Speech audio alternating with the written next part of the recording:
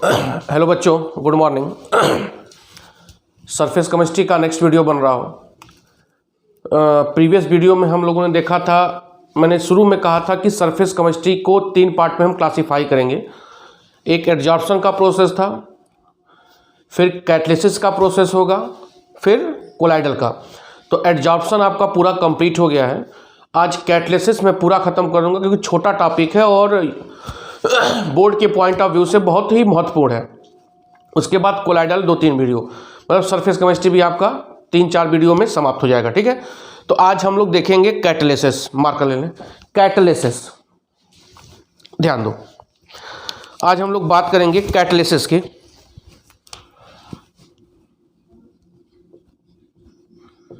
Catalysis बहुत important chapter है board के पॉइंट ऑफ व्यू से। ठीक है, क्वेश्चंस आते हैं, काफ़ी अच्छे क्वेश्चंस आते हैं, जो बच्चे इसको करते हैं अच्छा नंबर गेन करते हैं।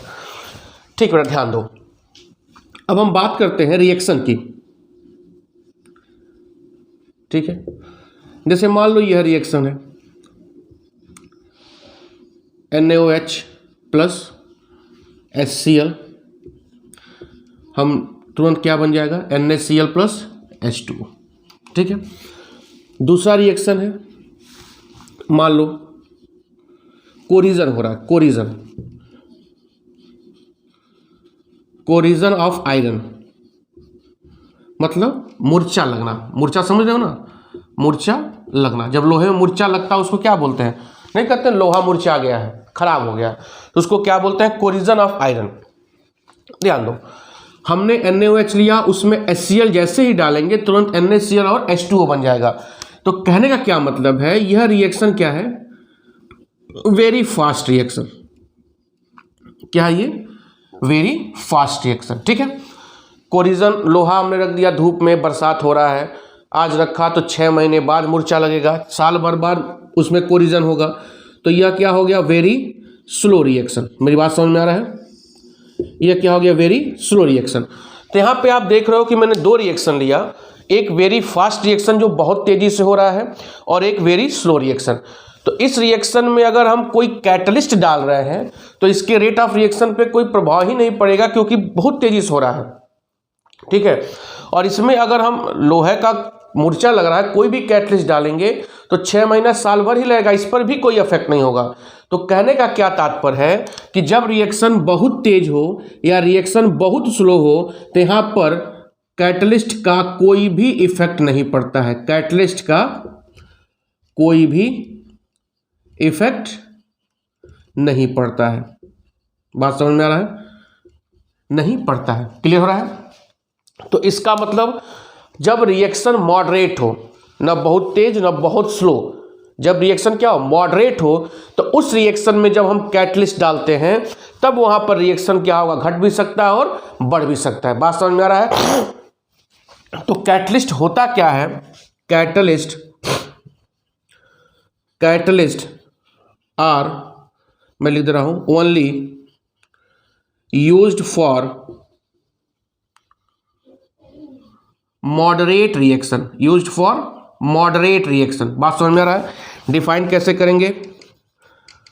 कैटलिस्ट आर दो सब्सटेंस, कैटलिस्ट आर दो सब्सटेंस, स्क्रीनशॉट ले लीजिए, चाहे जो भी हो आप लिखते चलो। दो सब्सटेंस विच अल्टर मतलब चेंज करना, चेंज करने का मतलब या तो घटा दे या तो बढ़ा भी सकता है। Which alter the rate of reaction, which alter the rate of reaction without being used in chemical reaction are called catalyst, and this phenomenon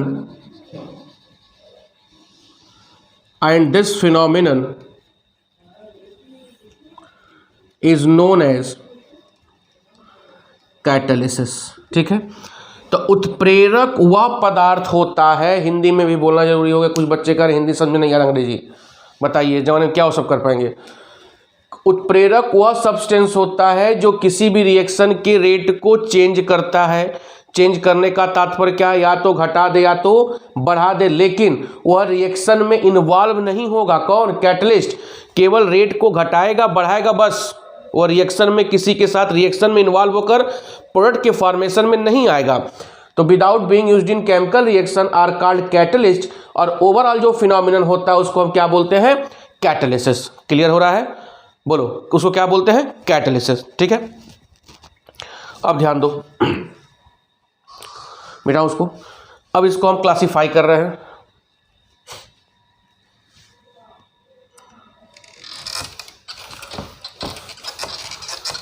pause करके लिखते रहो, ये सब बहुत इंपॉर्टेंट टॉपिक है।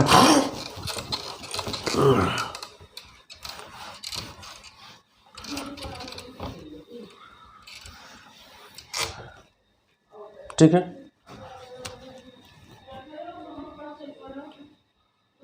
Types of catalyst. ठीक है, कैटलिस्ट दो प्रकार का यहाँ पर हम देखेंगे। एक होगा पॉजिटिव कैटलिस्ट और दूसरा होगा निगेटिव कैटलिस्ट। क्या होगा? Negative catalyst. ठीक है, तो पॉजिटिव कैटलिस्ट क्या होता है? Those catalyst which increase the rate of chemical reaction। Positive catalyst वह होता है जो रेट ऑफ रिएक्शन को क्या कर सकता है? बढ़ा सकता है। उसको हम क्या बोलेंगे? Positive catalyst. And this phenomenon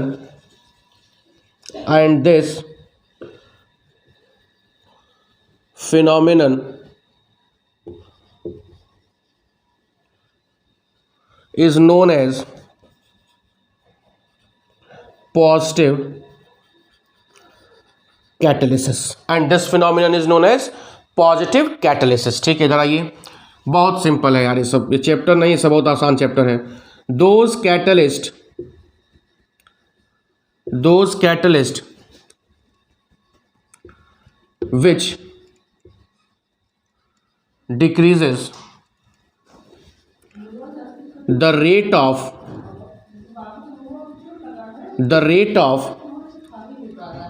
chemical reaction, which decreases the rate of chemical reaction called negative catalyst, and this phenomenon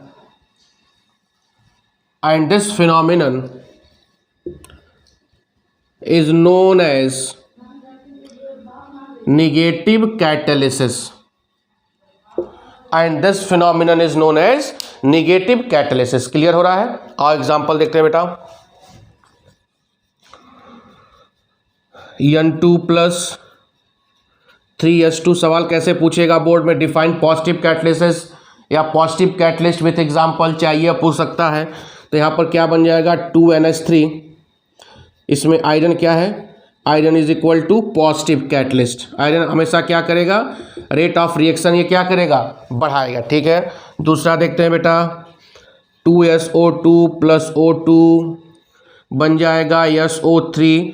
यहाँ पर हम लेंगे V2O5, vanadium pentoxide.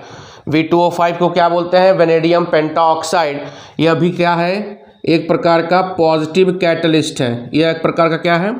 Positive catalyst. और देखो रिएक्शन KClO3 पोटेशियम क्लोरेट। ठीक है, इसका डिकम्पोजिशन होगा KCl + O2, यहाँ पर होगा MnO2 मैग्नीज डाइऑक्साइड। यह भी किसकी तरह काम करेगा?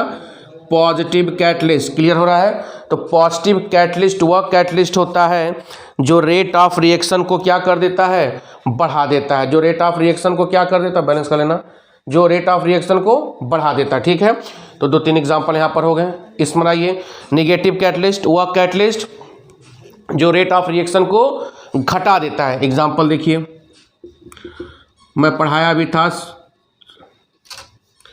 क्लोरोफॉर्म CaCl3 को क्यों एथिल अल्कोहल के साथ बंद करके रखते हैं?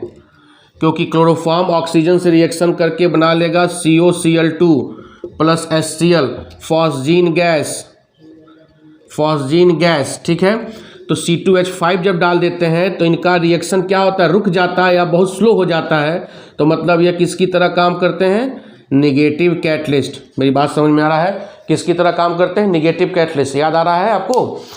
तो क्लोरोफॉर्म को हम एथिल अल्कोहल के साथ ही क्यों रखते हैं? क्योंकि एथिल अल्कोहल क्लोरोफॉर्म का ऑक्सीडेशन रोक देता है। अगर क्लोरोफॉर्म का ऑक्सीडेशन होगा तो एक बहुत ही पॉइजनस गैस बनती है, जिसको क्या बोलते हैं, फॉस्जीन गैस। आपको याद आ रहा होगा, मैं एल्केन में पढ़ाया था, ठीक है। और देखो H2O2 का डिकम्पोजिशन H2O प्लस O में, तो इसको हम डाल देते हैं ग्लिसरीन के साथ। ग्लिसरीन भी यहाँ क्या करता है, इसके डिकम्पोजिशन को रोक देता है। तो ग्लिसरीन यहाँ किसकी तरह काम करेगा, निगेटिव कैटलिस्ट की तरह काम करेगा। समझ में आ रहा भैया? तो यह हो गया टाइप्स ऑफ कैटलिस्ट में मैंने देखा, एक पॉजिटिव कैटलिस्ट, दूसरा क्या देखा, निगेटिव कैटलिस्ट, ठीक है। आप पॉज करके, मैं हट जा रहा हूँ, पॉज करके आप इसको छाप लेंगे, ठीक है। मिटा रहा हूँ मैं, बढ़ा जाए, ये सब बोर्ड में पूछे जाते हैं। ओके, ठीक है, आइए मिटाता हूँ मैं कपड़ा।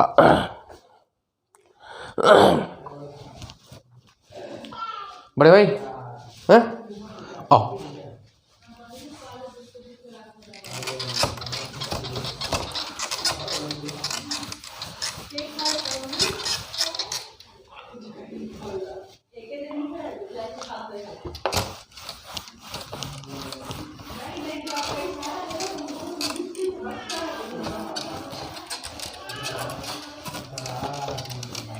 ठीक है, अब आओ, फिर देखो, फिर फेज के आधार पर, ऑन द बेसिस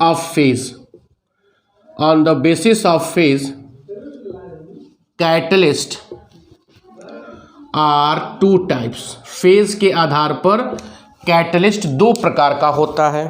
फेज मतलब समझो क्या होगा, सब तुम लोग जानते हो क्या होगा, होमोजीनस कैटलिस्ट। दूसरा क्या होगा,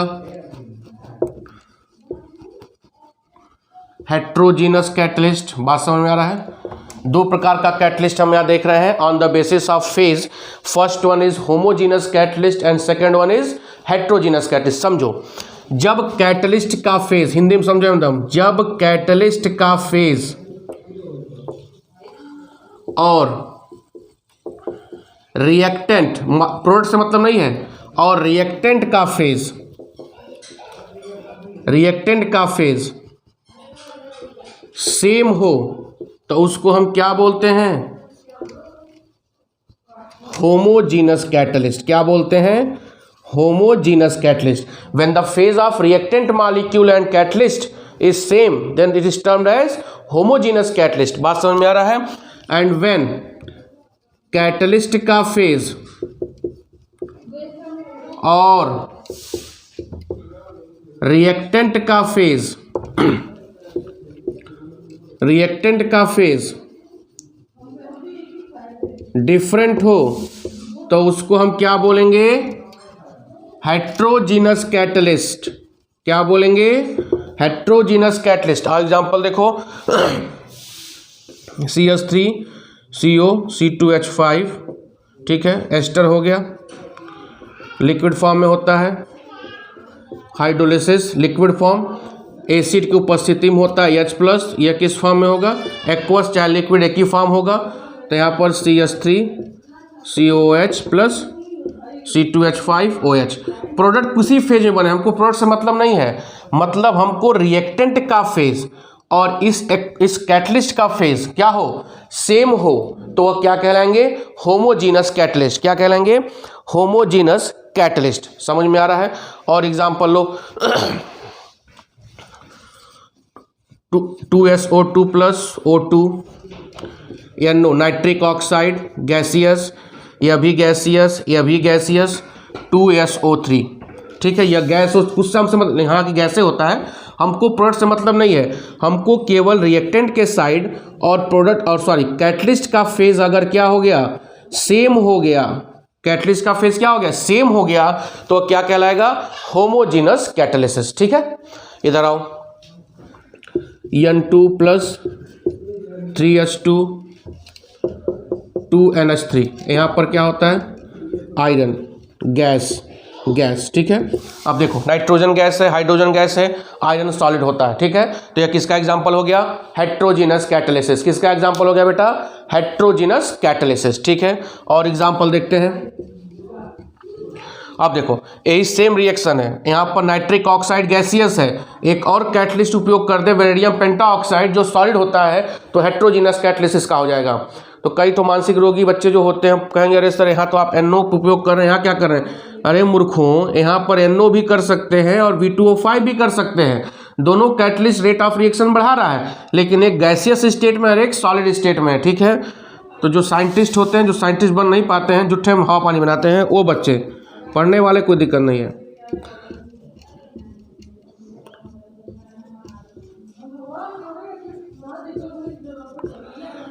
ठीक है, इसको आप लिख लेंगे पॉज करके, आगे बढ़ा जाए। बोलो, अब इसका बता देते हैं कैसे मैकेनिज्म होता है, उसके बाद एंजाइम कैटालिसिस खत्म। बढ़ जाओ, आओ।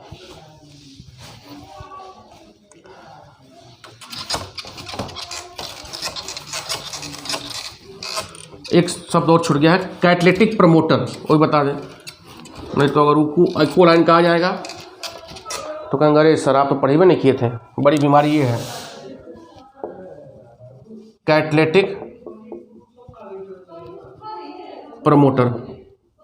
प्रमोटर क्या होता है, जो कैटलिस्ट की एक्टिविटी को इंक्रीज कर दे, उसको क्या बोलते हैं, कैटलिटिक प्रमोटर, ठीक है। और एक होता है कैटलिटिक पॉइजन, ठीक है, जो कैटलिस्ट की एक्टिविटी को क्या कर दे, डिक्रीज कर दे। दो substance which increase the activity of catalyst is known as catalytic promoter, जैसे N2 प्लस 3H2 2NH3 होता है, आयरन इसमें कैटलिस्ट होता है, और यहाँ पे मॉलिब्डेनम क्या होता है, कैटलिटिक प्रमोटर, ठीक है।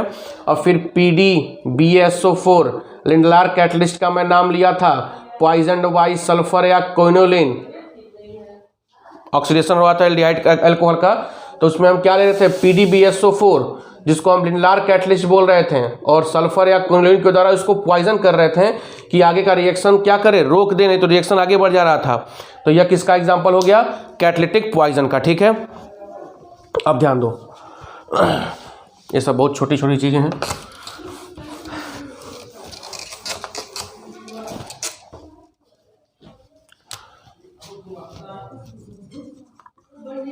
Theory of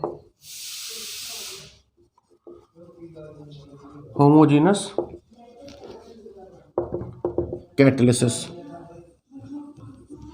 theory of homogeneous catalysis, या इसी को बोलेंगे mechanism of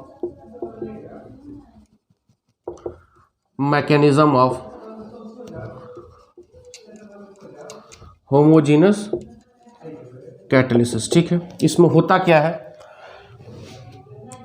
A plus B gaseous, यह X हो गया कैटलिस्ट गैसियस, और यह बन गया AB प्रोडक्ट, ठीक है। इसमें क्या होता है, X कैटलिस्ट जो होता है, एकदम सिंपल भाषा में समझिए इसका मैकेनिज्म कैसे होगा। जो X कैटलिस्ट होगा वह बनाता है रिएक्टेंट मॉलिक्यूल्स के साथ रिएक्शन इंटरमीडिएट, क्या बनाता है, रिएक्शन इंटरमीडिएट। जैसे मानो यह AB है और यह प्लस क्या गया, कैटलिस्ट, यह आपस में मिलकर क्या बनाएंगे, ABX, यह क्या हो गया, रिएक्शन इंटरमीडिएट, ठीक है। और रिएक्शन इंटरमीडिएट की आप लोग पढ़ाया में होता केमिकल काइनेटिक्स में, इसकी एक्टिवेशन एनर्जी क्या होती है, लोअर होती है, तो जिसका भी रिएक्शन का एक्टिवेशन एनर्जी क्या होगा, लोअर होगा, और यह रिएक्शन इंटरमीडिएट क्या होगा, आसानी से डिकम्पोज हो जाएगा और ए बी बना लेगा और एक्स को क्या करेगा, रिलीज करेगा। तो कहने क्या मतलब है, होमोजीनस में क्या होता है, जो कैटलिस्ट होता है वह रिएक्टेंट मॉलिक्यूल के साथ रिएक्शन इंटरमीडिएट बनाएगा जिसकी एक्टिवेशन एनर्जी क्या होती है, लोअर होती है। आप लोग को याद आ रहा होगा, कैटलिस्ट डाल देंगे तो यह एक्टिवेशन एनर्जी हो जाता था जो कि लोअर वाला था, ये क्या था, हायर वाला था, बोलो। तो लोअर एक्टिवेशन एनर्जी होने से क्या होगा, एक एन अदर पाथ, दूसरा पाथ प्रोवाइड करा देगा जिसकी एक्टिवेशन एनर्जी क्या होगी, कम होगी, और जब कम होगी तो रेट ऑफ रिएक्शन क्या होगा, फास्ट हो जाएगा, ठीक है। और फिर यही रिएक्शन इंटरमीडिएट डिकम्पोज होता है, प्रोडक्ट का फॉर्मेशन और कैटलिस्ट क्या हो जाता है, फ्री हो जाता है, ठीक है। इसको भी छापिए, सब एक लाइन की चीजें हैं। और देखो मिटाओ,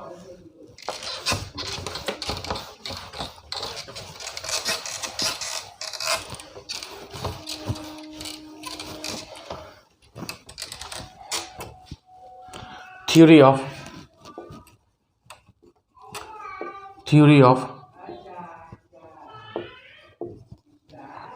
heterogeneous catalyst, theory of heterogeneous catalyst, ठीक है।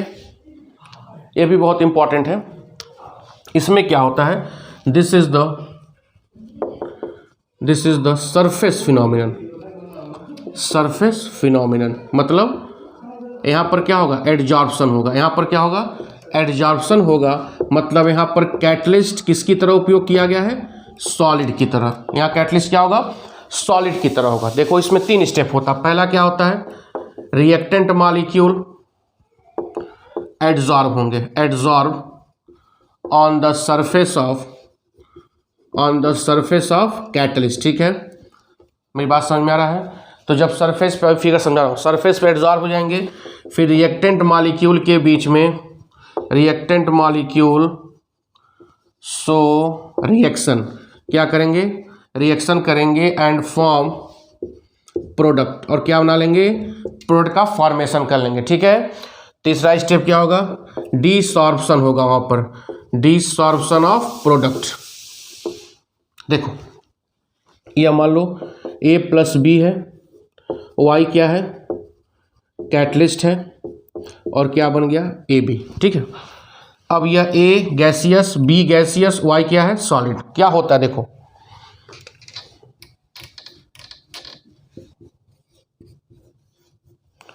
ये मान लीजिए इसके साइट हैं, किसके, कैटलिस्ट के, ये साइट है, ठीक है। अब इस पे A और B क्या होंगे, इसके सरफेस पर एडजॉर्ब होंगे। पहला स्टेप क्या हो रहा है, एडजॉर्ब हो गए। एडजॉर्ब होने के बाद क्या होगा, फिगर एग्जाम में जरूर बनाइएगा।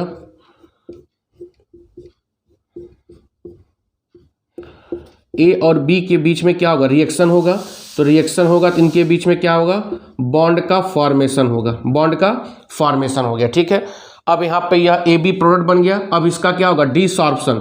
डीसॉर्प्शन मतलब सरफेस को छोड़ेगा। अब ए और बी का डीसॉर्प्शन हो गया, यह बन गया प्रोडक्ट। क्या बन गया, प्रोडक्ट। और कैटलिस्ट क्या हो गया, कैटलिस्ट इज फ्री, ठीक है। तो this is the mechanism of heterogeneous catalysis. 3 step में होगा। एडजॉर्प्शन पहले होगा, फिर एडजॉर्ब मॉलिक्यूल के बीच में रिएक्शन होगा। रिएक्शन होने के बाद प्रोडक्ट का क्या होगा, डिसॉर्प्शन होगा। यह हो गया हेट्रोजीनस कैटलिसिस, ठीक है। आइए देखिए,